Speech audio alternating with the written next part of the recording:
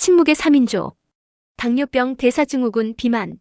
전 세계 10억 명이 넘는 사람들이 대사증후군을 앓고 있습니다. 한국 성인 3명 중 1명은 이미 당뇨병, 고혈압, 비만 중 하나 이상을 겪고 있죠. 문제는 이 세 가지가 서로 깊이 연결되어 있다는 것입니다. 오늘 침묵의 3인조 당뇨병, 대사증후군, 비만이 어떻게 우리의 건강을 위협하는지 그 경로를 하나씩 파헤쳐 보겠습니다. 당뇨병은 단순히 혈당 수치가 높은 문제가 아닙니다. 췌장의 인슐린 분비 기능이 망가져 몸이 에너지를 제대로 쓰지 못하는 상태예요. 비만 역시 체중계 숫자만의 문제가 아니에요. 내장 지방이간, 심장, 혈관을 짓누르며 염증을 일으키죠.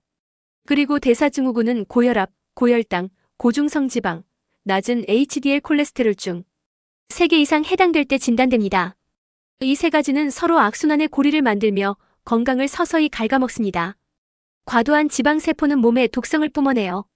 특히 복부 내장 지방은 염증 신호를 방출해 인슐린이 제 역할을 못하게 막습니다. 혈당은 오르고 췌장은 더 많은 인슐린을 만들어 지치게 되죠.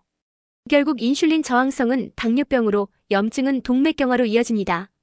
비만, 대사증후군, 당뇨병, 심혈관 질환, 이 사슬이 끊어지지 않으면 10년 후엔 이미 돌이킬 수 없는 상태가 될 수 있어요. 유전 때문이니까 어쩔 수 없어라고 생각하시나요? 유전적 영향은 30%뿐입니다. 나머지 70%는 당신의 선택이 결정합니다. 하루 8시간 이상 앉아있는 생활, 탄산음료와 가공육, 야식 습관. 위험 요소가 쌓일수록 대사증후군은 당신을 노리고 있습니다. 특히 40대 이후 체중은 그대로인데 허리둘레만 늘어난다면 바로 내장 지방이 증가하고 있다는 신호입니다. 이 3인조가 무서운 이유는 침묵하기 때문입니다. 당뇨병 초기엔 증상이 없어요. 고혈압도 조용한 살인자라 불리죠.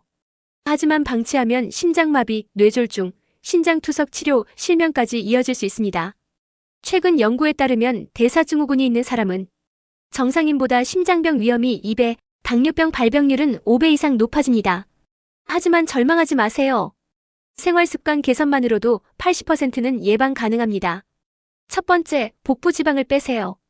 허리둘레를 남성 90cm, 여성 85cm 미만으로 유지하는 것이 목표입니다. 두 번째, 저혈당 식단. 정제 탄수화물빵, 면 대신 통곡물, 단백질, 채소를 섭취하세요. 세 번째, 일주일에 150분 이상 유산소 운동과 근력 운동을 결합하세요. 마지막으로 6개월마다 공복 혈당과 콜레스테롤 수치를 체크해주세요. 오늘 당장 시작해보는 건 어떨까요? 냉장고에 있는 탄산음료를 물로 바꾸고 엘리베이터 대신 계단을 오르고 잠들기 3시간 전에는 식사를 멈춰보세요. 작은 변화가 1년 후엔 놀라운 결과로 돌아올 거예요. 댓글에 건강을 입력하시고 당신의 의지를 보여주세요. 함께 이 침묵의 3인조를 물리쳐 봅시다.